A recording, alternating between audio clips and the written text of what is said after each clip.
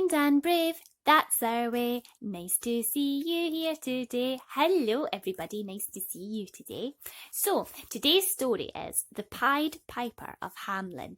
Now, I have never read this story before. I know what it's about, and it might be a little bit scary. So, grab your favourite cuddly toy. I have got City Llama to keep me nice and safe. Get yourself all curried up, and we'll begin. A rat! A fat, black rat, alive with leaping fleas, trailing its long tail through the butter and nibbling the cheese. First 1, then 2, then 10, then 20. A plague of rats.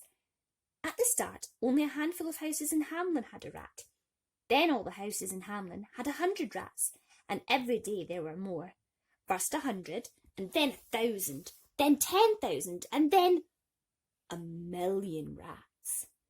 The people of Hamelin tried everything to be rid of the rats. They chased them with sticks, threw water over them with a bucketful, and baited traps with poisoned cheese. But for every 10 rats they killed, there seemed to be 20 more. First the people drove the rats out of their houses. Then the rats drove the people out of their houses. And soon everyone was gathered in the town square in front of the mayor's house. "Get rid of the rats!" they shouted. "You're the mayor! Get rid of the rats!" The mayor came out of his large house, shaking a big black rat off the hem of his robe. "What's everybody doing here? Clear the square! Clear the square!" "What are you doing about the rats?" they demanded. I'm thinking about it," said the mayor. "It's not good enough," the people shouted. "Get rid of the rats, or we'll get rid of you." Suddenly, a clear voice rang out above all the shouting. It silenced everyone, even the mayor. "I will get rid of the rats." The crowd parted. A stranger walked towards the mayor, tall and thin and upright, dressed in strange colourful clothes. His jerkin was a vivid green with studs and buckles and a gold embroidery. His waistcoat was rich, cherry red to match the long trailing feather in his hatband, and his orange leggings were striped with emerald green. His eyes were a piercing animal yellow, and a long moustache hung from the top of his lip like 2 limp rat tails. "You can get rid of the rats?" asked someone in the crowd. "I can. They'll leave if I tell them, and never come back." "Well, do it, man, do it," urged the mayor. "I shall want paying," said the stranger from between his thin lips. "1 shilling a rat." The news swept through the crowd in whispers. "1 shilling a rat! He wants 1 shilling for a rat! He wants 1 shilling a rat!" "1 shilling a head?" screeched the mayor. "Do you think we're made of money? Do you know how many rats we have here in Hamelin?" "I've made a rough count," said the stranger. "About 1,000,000. You must give us time to think about it," said the mayor. "I shall go and consult the town council. It's an awful lot of money." "There are an awful lot of rats," said the stranger, and he almost smiled. "The council will want to know who they are dealing with. What name shall I tell them?" "People called me the Pied Piper," the stranger replied. "You have until sunset to decide. I'll wait here until then." And he sat down on the edge of the fountain in the square. Opening the leather bag, he took out a brass pipe. There he sat, cleaning the pipe with a piece of rag, as the midday sun passed overhead. The mayor scurried over to the town hall, straightening his chain of office. "There's a man out there who says he can get rid of the rats. In fact, he looks a bit like a rat himself. Funny eyes." "What's he charging?" the councillors asked. "Can we afford him?" "He wants 1 shilling a head." 1 shilling a head? What a price!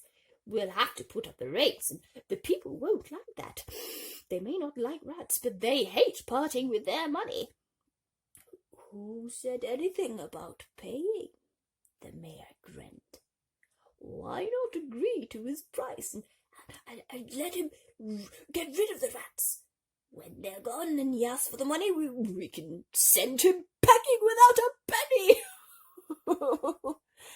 That's the answer, cried the town clerk. What a plan! No wonder you're the mayor.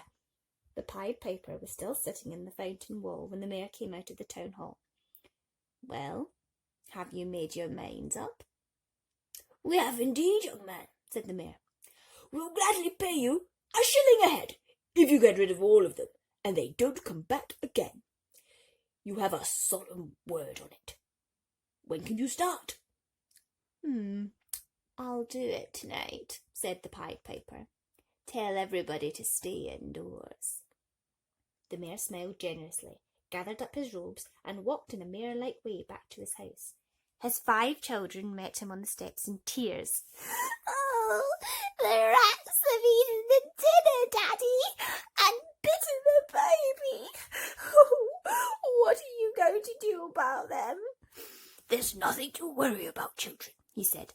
Tomorrow there won't be a rat left in Hamelin, and we'll be able to sleep peacefully in our beds. It was the smartest thing this town ever did when they made me mayor. When the sun had gone down and the people of Hamelin were at home in their rat-infested houses, a lonely figure appeared in the town square. The Pied Piper, his brass flute in his hand, stood looking at the rising moon. He put the flute to his lips and began to play. A sad, haunting melody, a tune unknown to any of the citizens of Hamelin.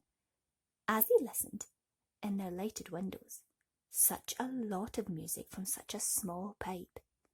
It floated across the square and into every alley. It echoed in every doorway. It drifted over every rooftop. Nobody in Hamelin could escape hearing it, nor could the rats. Something moved in the darkness. It was a fat, black rat sitting on its haunches, its head to one side, listening. The shadows seethed with rats. The Pied Piper played on and on. He barely seemed to draw a breath, and he waded through the sea of rats, and the waves of fur parted on each side of him. He walked in the direction of the city gates, and the rats trailed behind, drawn more strongly by the music than by the smell of food. The city of Hamelin stands near the Weser River. When the Pied Piper came to its banks, he stopped playing and stood still. The rats stood still too, and a million faces watched him. "Jump!" shouted the piper, and the rats at his feet threw themselves into the river. Not one refused. Not one hesitated at the brink. Row upon row, they flung themselves headlong into the icy river and disappeared.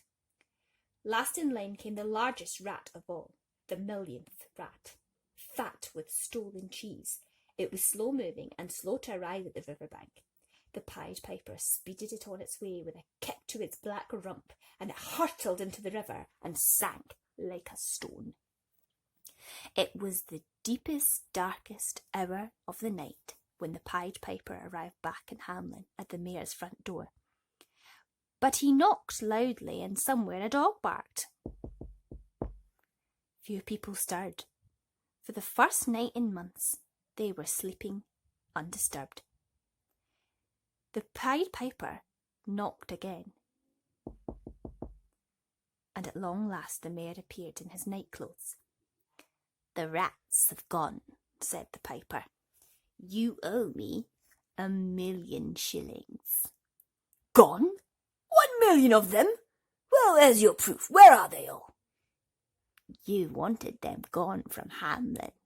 The rats are all drowned in the river, and I claim my shilling a rat." "Nonsense! I'm not going to pay you for rats in the river.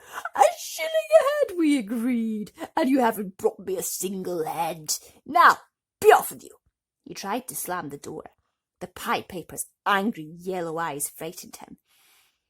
Take your foot out of the door and I'll give you 100 shillings just so that we part friends, all right? You can keep your 100 shillings, said the piper, baring his sharp, pointed little teeth.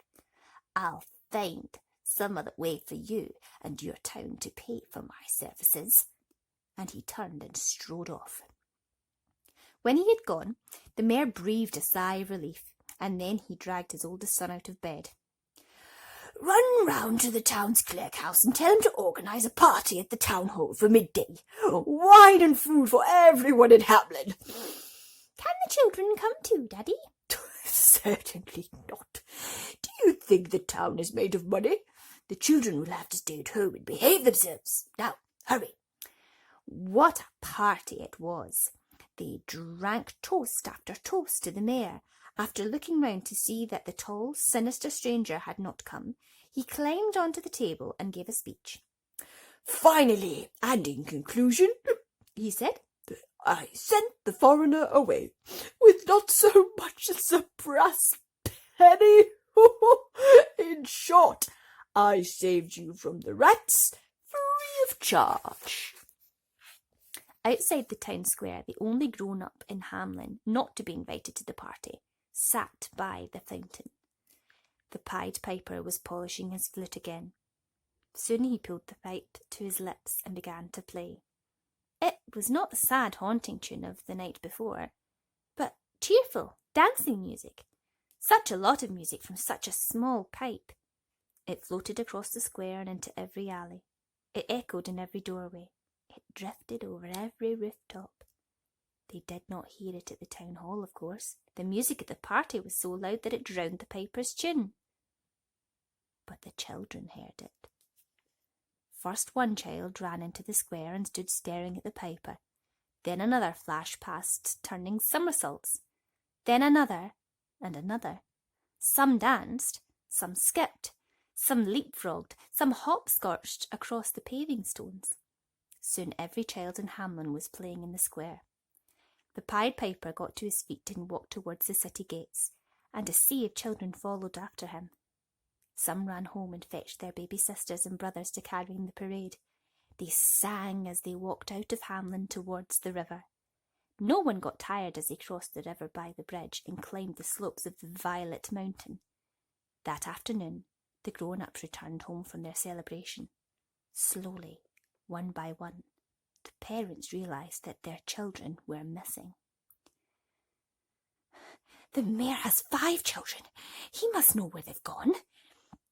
That's it. Ask the mayor. The mayor has the answer to everything. They found the mayor sitting on the steps of his house, weeping for the loss of his 5 children. If only I had kept my promise, he was saying over and over again. If only I had kept my word. Clutched in his hand was the note he had found pinned to his door. It read, for the removal of 1,000,000 rats, 253 children of Hamelin, payment received. It was signed the Pied Piper. As the mayor handed over his chain of office to the unhappy townspeople, the notes of a pipe could just be heard from the slopes of the Violet Mountain beyond the river. But the children of Hamelin were never seen again. The end. Oh, that was a bit of a scary one, that. Oh, I'm so glad that there's no such thing as a Pied Piper, and it's just a wee story. Oh, days. City Llama, you all right? Oh, he's fine. That was an interesting story, wasn't it, my darling? Right, I will see you all tomorrow night. I hope you enjoyed that. Until next time, kind and brave, that's our way. See you all another day. Cheery bye, everybody.